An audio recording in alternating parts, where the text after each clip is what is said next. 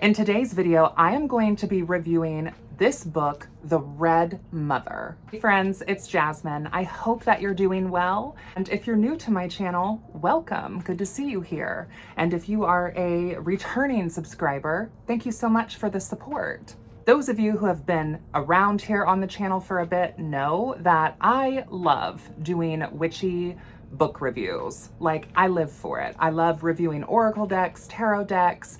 I love reviewing books. Like, that's my jam. And recently I made a playlist here on my channel that has all of my book reviews in one place. So far, we're working on 18 and counting. Actually, this will be the 19th book review that I have done since I've been here on YouTube. I picked up this book, I want to say early November. I think it came out in October. And I got to it pretty quick because I was really looking forward to sinking my talons into this. The book, as I've mentioned earlier, is The Red Mother by Marshall, the Witch of Southern Light, which if you don't already know Marshall, I don't know how, but just check out The Witch of Southern Light on TikTok, Instagram. Type the name in here on YouTube. I know that he's done some other really fabulous interviews. I watched his interview recently that he did with the Witch of Wonderlust that I thought was really good. At review video, they kind of talked about the book at large, and also they went through some of the content in a way that, like, if you don't want spoilers, probably read the book first. And in my review today, I'm not necessarily going to spoil anything for those of you who might be interested in picking up a copy. I highly recommend that you check it out for several reasons. The first being that I want to support more traditional folkloric witchy books out there in the world. And I really appreciate Marshall's perspective on some of this tradcraft because it really blends some elements of folk magic and ceremonial magic together in like a really delightful way. Also, if you enjoy the works of like Gemma Gary and The Black Toad, The Devil's Dozen, will also really like the way that Marshall writes. I also really enjoy Marshall's work because it's not like another witchy 101 how-to beginner book. There is some like beginner level information, but the information is woven throughout the book in a way that it's much more folkloric. Instead of picking up a witchy book and like there being a chapter on cleansing, there will be a short story that kind of weaves together these magical principles, both from a folkloric practice and from a ceremonial practice, and puts it in a way that you have to kind of pull those threads from.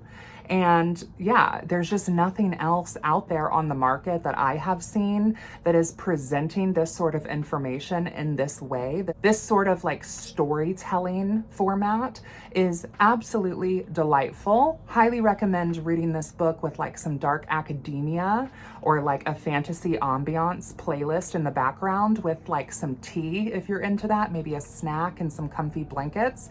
This was like a late autumn, early winter read for me. And so it was perfect for that vibe. This is Marshall's second book, which is The Red Mother, again. The first one, Cunning Words, was released last year, and I did do a review of that video, along with I was able to have Marshall here on my channel for like a little kiki about it. It was fun. I'll try to remember to like link those down below, but if I don't, just check out my witchy book playlist for all the reviews that I have done and for some of the lives that I've had of the authors of those books here on the channel. Cunning Words easily became probably one of my top 10 favorite tradcraft books. And I recommended it to like all my friends. I was like, girl, you gotta check this out. Like, regardless of whether you're brand new or you've been practicing for a year, 5 years, 10 years, 20 years, the way that the information is being presented is so refreshing. And again, it's like storytelling. So there's a lot to be taken out of these tales that Marshall has woven together. Regardless of the length of your practice, I really think that you can benefit a lot from Cunning Words and also from The Red Mother. Now, in this book, and in cunning words, it encourages the reader to read the book the way that it is written. So not necessarily skipping around, going from front and working your way through. And it's also encouraged in this book, and I also feel that it would be wise for you to read Cunning Words first. Cunning Words introduces a lot of magical sort of philosophy and these characters that Marshall has depicted in the book. And one of those characters is the Red Mother, just like there's Mother Green Cap, Mother Black Cap. So the next one is all about the Red Mother. So if you haven't read Cunning Words, then you're missing some of her story and you're missing some of the magic.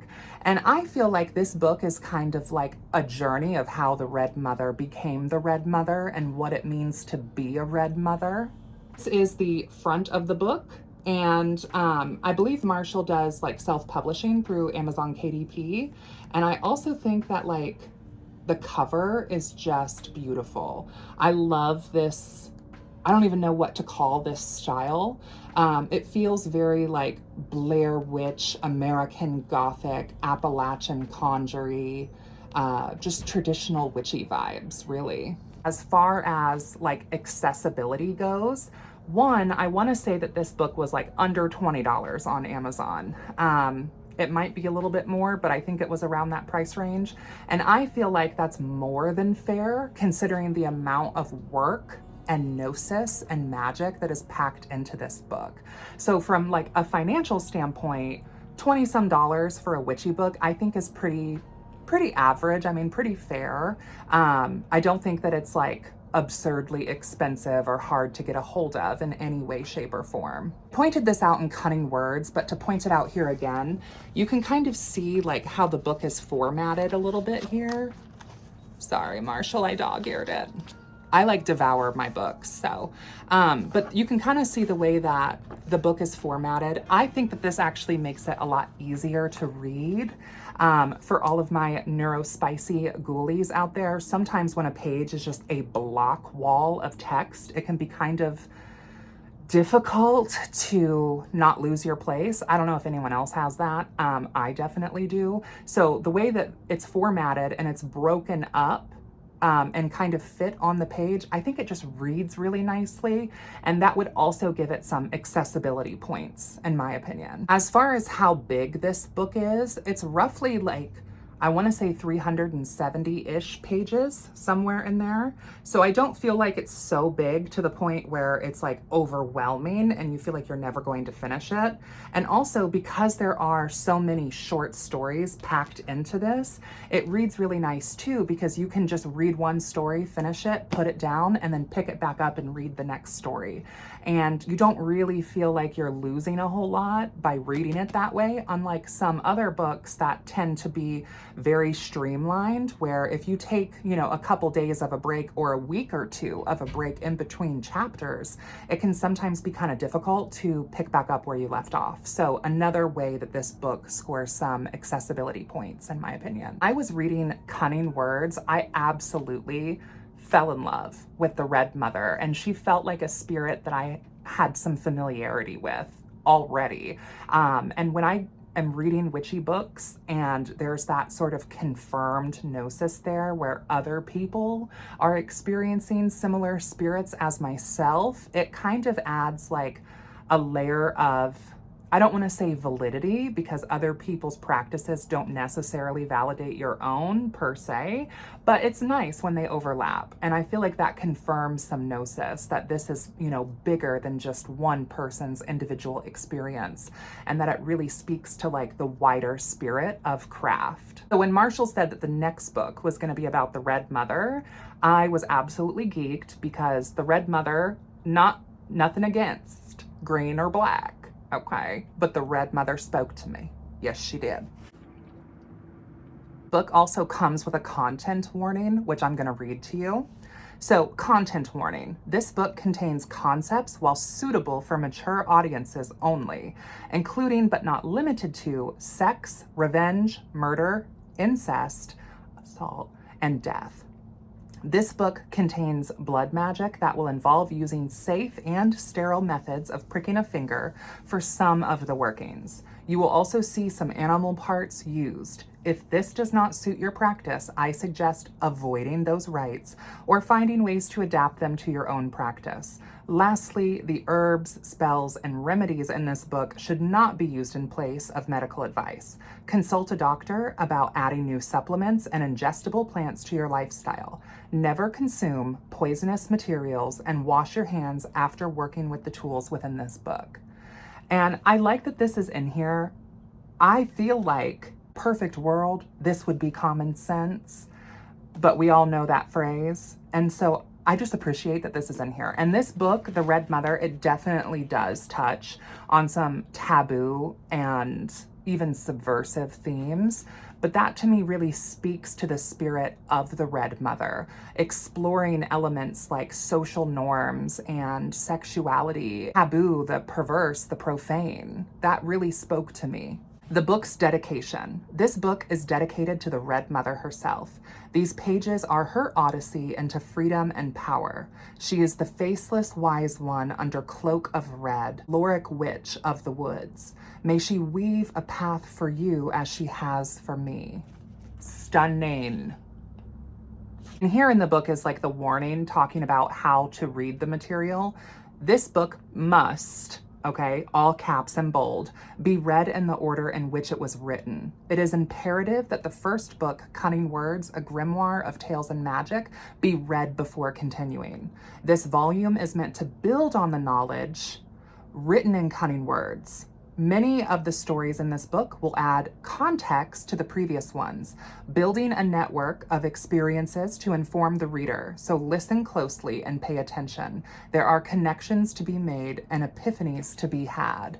And to piggyback off of that, I really enjoyed how in Cunning Words, Marshall talks about how witches can sort of pull on the threads of magic if they read these stories with a cunning eye, because that's so true. Like, that's so true to this work. There are threads of magic woven throughout each chapter, and even kind of instructions, right, on how to meet the devil at the crossroads, how to work with and summon river spirits, how to befriend and make good pacts with plant allies. But it's not so much, again, like one of those Witchcraft 101 books that's like step by step by step. It's written as a sort of modern folk tale. Again, very refreshing. Really enjoyed it. Again, look at some of the art in this book. Gorgeous. You are a queer person, this book will absolutely also speak to you. There is so much affirming queerness in these folktales that reads very naturally. Like, it doesn't feel like a forced character inclusion for diversity's sake. It just feels like this is the story. Going back to the art again, I really love this style of art that is kind of continued throughout the book. Very reminiscent of like those old witchy woodcuts that are just, again, it's giving tradcraft vibes. Another thing that I enjoyed in this book is, it's kind of related to the content, but it's also more art, is a map. This is so fun. So this is the landscape map here within the Red Mother. Okay, get into it. Get into it. The story in this book with the two brothers that threw themselves on the burning pyre to like kind of save the Red Mother, impeccable. Absolutely impeccable. The story with the protection charm that she gives to one of her lovers, wild. The first one, where she sort of initiates herself into the mysteries of the Red Mother, if you will, and she escapes from her oppressor. The spell that she does with the plants and the fire, amazing. Also, this magical alphabet that Marshall has included in the book, I love this so much. Let me read to you a little bit about what Marshall says. So, author's note, this is a necromantic art and tale dedicated to our ancestors, to every human marginalized, to every outsider struck down, to every life cut short, to every person who ever found themselves at the end of an accusatory finger. This magic is made for them.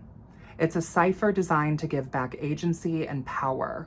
When working with the magic of the red inscriptions, it calls upon the power to come alive again, participate in life, and work the will of the witch. For our witch ancestors, for our queer ancestors, our abused and our left behind kin, this craft calls upon the spirits most interested in aiding you, be it for blessing or bane. They long to be heard and known. Learn the letters, raise the dead, work the magic, and be the witch. So overall, let's give the summary here.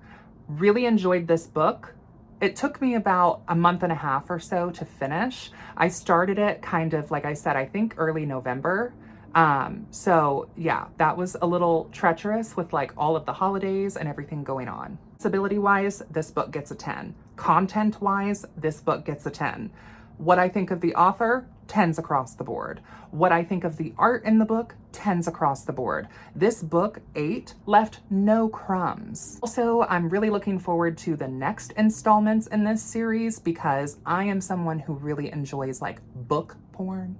And I think that The Red Mother and Cunning Words and the other things that are going to be coming out are just going to look so vibes on my bookshelf. And yeah, I'm happy to have shared this with you guys. I really enjoyed it. I hope that you enjoyed it. If you have any books that you would like me to review, feel free to message me on Instagram or comment down below and let me know what you would be interested in hearing my thoughts on. If you are an author yourself and you would like me to review your book, hit me up. I'm so down, especially for supporting small, you know, more indie witchy authors. Live for that. I think this is going to be it. I hope that you all are well. I hope that you all are blessed. Have you drank your water today? If not, go get you some water. And until next time, witches, blessed be, and I will see you in hell. Bye. Seekest thou the road to all that's foul and fair? Gather, sisters, fire, water, earth, and air. Darkest hour, wake thy power, earthly and divine. Burn and brew with Coven true, and glory shall be thine. Down, down, down the road, down the witch's road. Down, down, down the road, down the witch's road. Down, down, down the road, down.